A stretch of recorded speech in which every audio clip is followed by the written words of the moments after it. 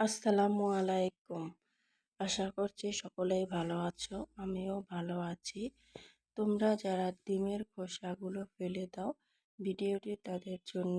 এটি অনেক উপকারী একটা রেসিপি। কখনোই আর ডিমের খোসাগুলো ফেলে দিবে না।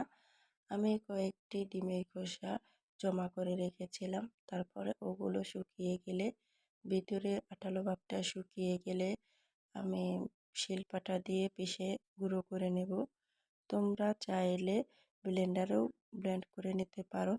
যেহেতু আমি অল্প পরিমাণে রেসিপিটা বানাবো, তাই আমি শিলপাটা দিয়েই তৈরি করে নিচ্ছি গুঁড়ো। আমার শিলপাটাটা অনেক ছোট, তাই দেরি হচ্ছে। তোমরা শিলপাটা অথবা ব্লেন্ডারেও করতে পারো।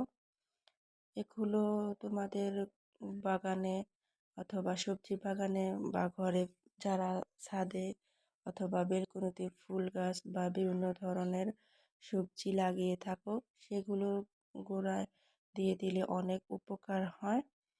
এই যে আমি ছোট টবে একটা মানি প্ল্যান্টের চারা লাগিয়েছিলাম, সেখানে কিছুটা দিয়ে দিলাম। দুইটা ফুলের টব নিয়েছিলাম, বেলকনিতে ছিল, সেখানে অনেক রোদের তাপে পাতাগুলো মরে গেছে। তাই আমি নিচে সুন্দর একটি টবে লাগিয়ে পানি দিয়েছি, মাটি দিয়েছি, এমনকি এই ডিমের গুঁড়োগুলো দিয়ে দিলাম। এতে করে গাছ তাড়াতাড়ি মানে পরিবর্তন হয়ে যাবে। তোমরা চাইলে যে কোনো ফুল গাছে বা যে কোনো সবজি গাছে দিতে পারো। এখানে আমি পেঁয়াজ গাছ লাগিয়েছিলাম, পেঁয়াজের পাতাগুলো খেয়ে ফেলেছি, তো গুঁড়া শুধু আছে, সেখানে কিছুটা দিয়ে দিলাম। এখানে একটা কাটা মুকুটের ডাল লাগানো ছিল, পাতাগুলো ঝরে পড়ে গেছে, সেখানেও কিছুটা দিয়ে দিলাম। আরেকটা মানি প্ল্যান্টের টবে কিছুটা দিয়ে দিলাম। আমার মেয়ে ফুল গাছ লাগিয়েছে ছোট টবে, বলতেছে আম্মু এটাতেও দিয়ে দাও।